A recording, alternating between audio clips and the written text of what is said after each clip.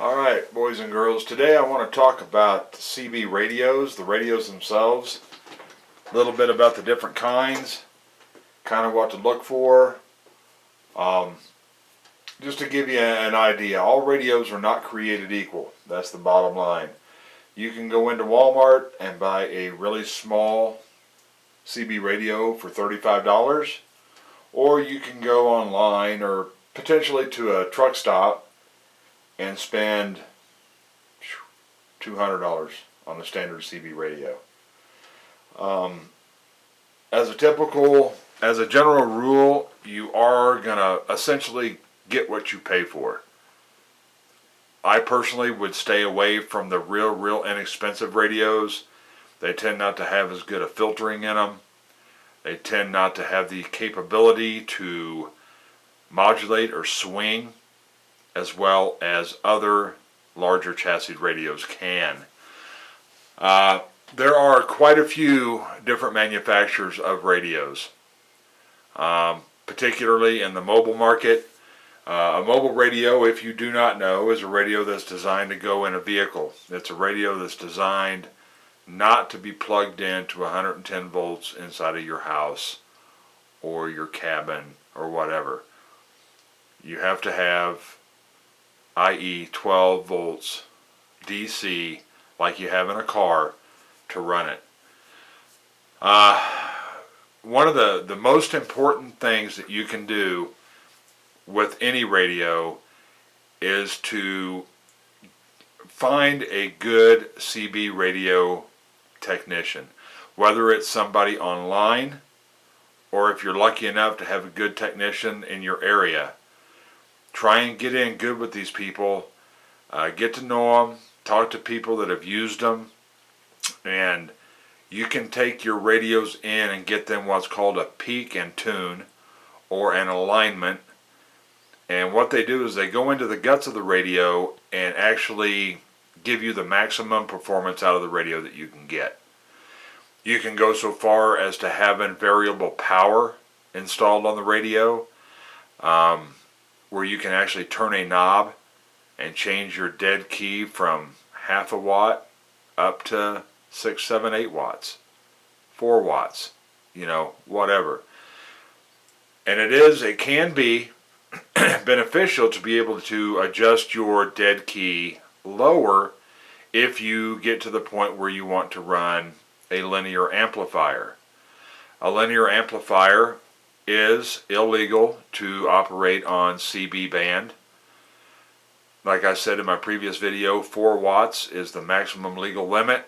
But I'll tell you what, if shit hit the fan, I really am not going to be too concerned about the FCC chasing me down to find out why or how I'm running 40 watts or what have you. I mean, bottom line is, the more power you put out, the better advantage you have, the better ability you have to be heard. It just makes perfect sense. So, just a stock radio right out of the box for the most part on CBs, they perform at the bare minimum.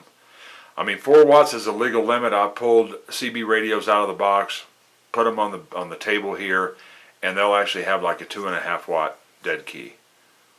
That kind of stuff can be adjusted, but you have to know what you're doing when you get inside the radio to have it done. And there are an awful lot of hacks out there. You hear the guys at the truck stops on the CBs saying, hey, we do a peak and tune for $30, bring your radio by. We're sitting over here, and they're working out of maybe a small RV or a van or something like that, Before you went and took your stuff to them, I would try as best you can to make sure that they are a somewhat reputable operator. I know of guys personally that have taken radios into people like that, and they say they're going to do this or that to it, and they end up making the audio so horrible on it that it's almost impossible to understand what they're saying. The radio splatters extremely bad, and you don't want that. You want to get the most you can out of your radio, but for the most part you want to try and keep your audio clean. Okay. That's about the biggest thing I can tell you about the radios in general. Of course, the other kind of radio is you have a base station radio. These are radios that plug into your wall outlet. They're designed solely to be used inside your house, not inside of your vehicle or your RV or whatever. Well, your RV you can. I mean, you can get power in those. But it's kind of the same type deal. There's not near as many CB radios on the market that are base stations, as we call them. You start getting into the export radios. Okay, an export radio is sold as a 10-meter export radio for like the 10-meter ham bands. But a lot of those radios can be converted. I mean, they are built to where a technician can go inside that radio and do a conversion on them to allow you to get down to the CB frequencies. Okay, so the advantage of an export radio is out of the box they have more features and they have more power. You know, right out of the box, many of these radios have variable power already on them, and they might be variable from 2 watts to 10 watts or 12 watts on your dead key. As a general rule, they can also be tuned up, peaked and tuned, whatever you want to call it, to perform quite a bit better than your standard CB radio. Okay? Here again, you can own the radio, but if the radio does not have an FCC sticker on it, okay, meaning that sticker implies that radio meets all FCC regulations for operation on the airwaves in the United States. Now, these radios are sold in this country, and it's legal for them to sell them. It's legal for you to own them, but unless you are a licensed ham operator, you cannot operate those radios, obviously, on the ham bands. Okay? I know that there are a group of people all over the country. I mean, you hear them all the time whenever the skip, the DX is rolling in, and they operate on those radios routinely. I truly do not feel, this is just my opinion, that you are going to have any trouble with anyone like the FCC unless they start getting complaints like from your neighbors or something like that, saying that, you know, your radio is splattering on their antenna television and, you know, whatever, just some kind of interference. So if you're operating out of your home, you do want to, you know, talk to your neighbors and ask them, say, hey, I'm putting up a base station, and please, if I interfere with your whatever in your home in any way, please let me know, you know, and I'll do what I can to correct it. That's the proper way to approach that. I would not recommend anyone going in and setting up your brand new base station, and you go buy yourself a radio, and you go buy yourself power supplies, or you pony up the money to get a base station amplifier, and you start pushing 2,000 watts out of your house. Not a good idea. Okay, this is primarily, you know, for shiz hits the fan. You know, if everything just starts to crumble, and you know, communication is very valuable in everyday life between you and your boss, between you and your subordinates, you and your friends, you and your wife. You know, communication is everything. So, I mean, there are other options out there. I mean, you can buy linear amplifiers, you can buy all that kind of stuff. But you can get yourself in trouble operating over the air with them, you know, if the FCC starts getting, you know, complaints from neighbors or what have you. If you run a clean station, all your equipment is set up right, you shouldn't, for the most part, interfere with your neighbors at all.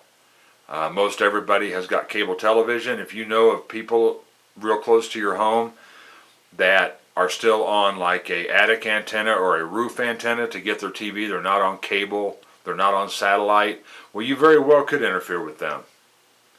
But, you know, I would guess, you know, 98% of this country is on cable television or satellite now.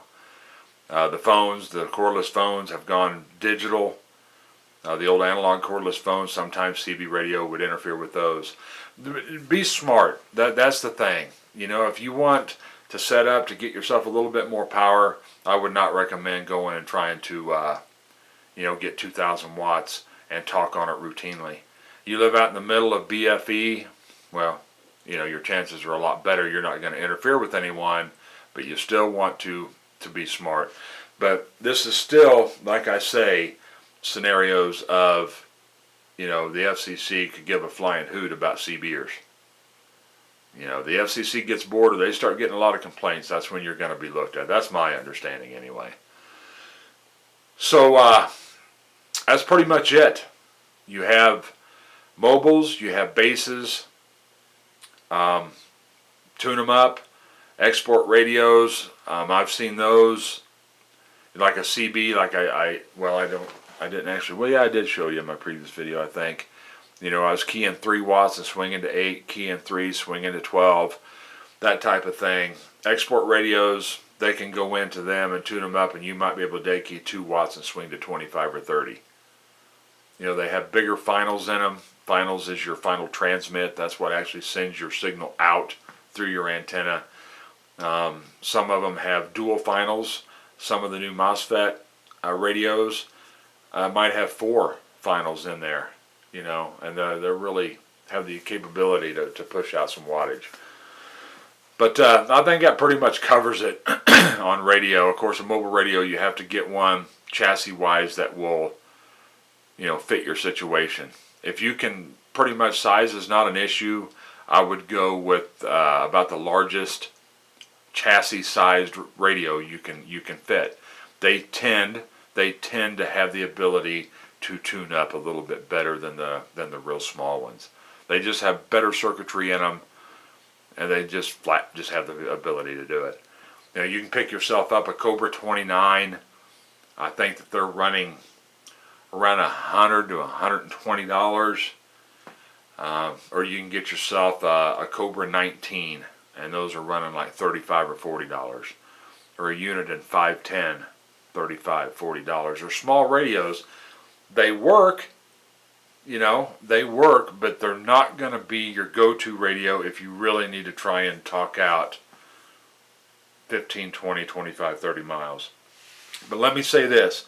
I'll do one on antennas and other stuff later. In your system, your antenna is 80% of it. Some people will say it's 90% of it.